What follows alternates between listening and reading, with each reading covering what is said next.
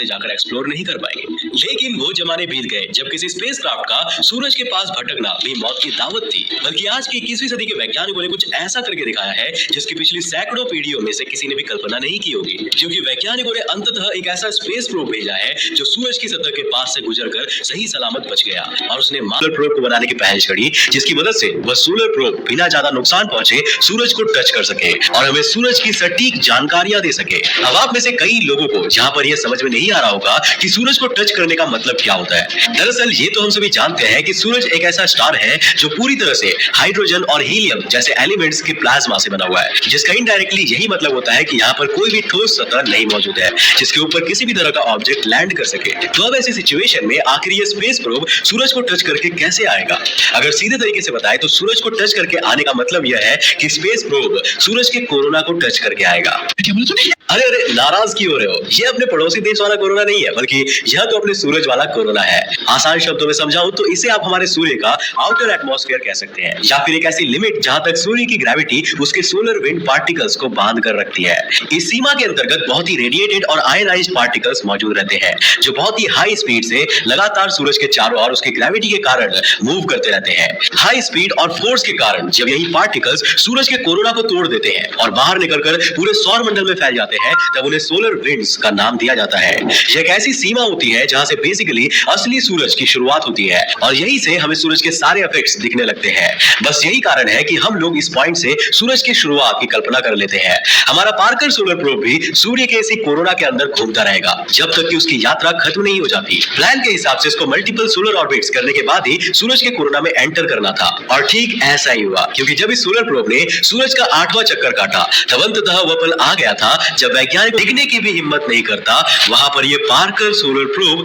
अभी भी जिंदा कैसे है। तो इसके लिए भी आपको डिजाइनर्स और साइंटिस्ट्स की बहुत ही तारीफ करनी पड़ेगी, क्योंकि यह सभी उन्हीं की मेहनत की वजह से हो पाया है। दरअसल सोलर प्रोब के एक साइड में एक ऐसी व्हाइट शील्ड लगी हुई है जो सूरज से आने वाली हीट को डायरेक्टली रिफ्लेक्ट करेगी और पीछे मौजूद सभी इक्विपमेंट्स को ठंडा रखेगी, जिससे ज्यादा से ज्यादा हीट बाकी इक्विपमेंट्स को नुकसान नहीं पहुंचा पाएगा। इसके अलावा सफेद रंग से रंगी हुई इस शील्ड का बाहरी हिस्सा कार्बन कार्बन नाम के एक एलिमेंट से बना हुआ है, जबकि इसका अंदरूनी हिस्सा कार्बन फोम का बना हुआ है, जिससे यह ज्यादा से ज्यादा हीट रिपेल कर पाएगा। इन दोनों ही एलिमेंट्स को इस्तेमाल करने का मकसद यह था कि यह दोनों ही एलिमेंट्स हवा को भी अच्छी खासी जगह दे देते हैं, जिसकी वजह से स्पेस प्रोब में लगी हुई शील्ड से प्रोब पर ज्यादा वजन नहीं पड़ेगा और बड़ी ही आसानी से प्रोब में पड़ने वाली हीट डाइवर्ट भी हो जाएगी। इसके अलावा इसके बारे में सबसे कमाल की बात तो यह है कि यह पूरा स्पेस प्रोब हीट के मामले में ऑटोमेटिकली काम करेगा।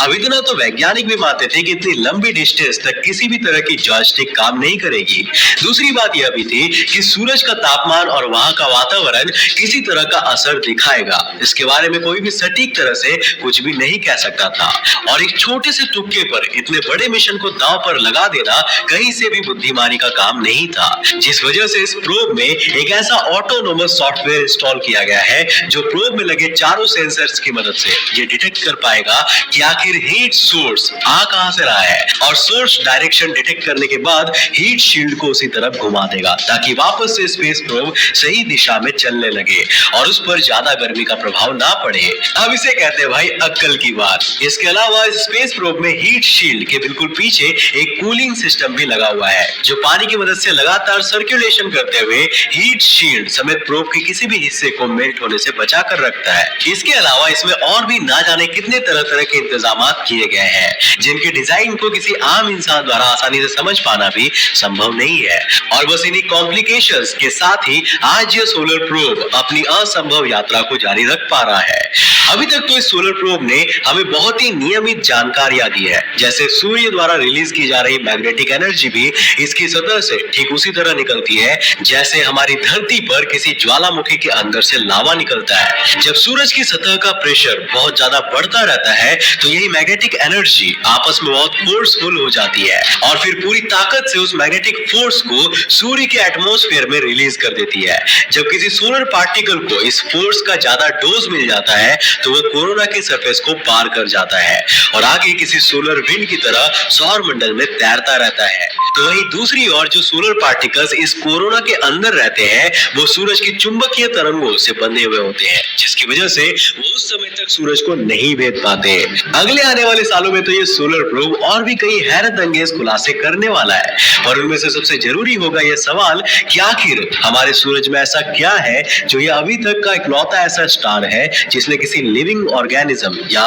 लिविंग सिविलाइजेशन को अपने अंडर रखा है। जितना कि हमने अंतरिक्ष और ब्रह्मांड को एक्सप्लोर किया है अभी तक की हमारी खोज के आधार पर, हम सिर्फ सूरज को एक ऐसा इकलौता स्टार मानते हैं जिसने किसी भी तरह के लिविंग ऑर्गेनिज्म को अपने साए में पनाह दी है। अगर हम लोग सूरज की तुलना में कुछ ऐसी खास चीज पाले जो बाकी के तारों में मौजूद नहीं है, तो शायद हमें अपने इस सवाल का जवाब मिल जाएगा कि हम लोग ब्रह्मांड में अकेले हैं या नहीं। इस समय आपकी स्क्रीन पर मौजूद इस शख्स का नाम है डॉक्टर नूर रौफी, और यही सोलर प्रोब प्रोजेक्ट के प्रोजेक्ट साइंटिस्ट है। इन्होंने अपने इंटरव्यू में आज के इस वीडियो के ज्यादातर खुलासे किए हैं जिनसे पूरी दुनिया को विश्व के सिद्धांतों को समझने के लिए आशा की एक नई किरण दिखी है। अगर आप भी पार्कर सोलर प्रोब से संबंधित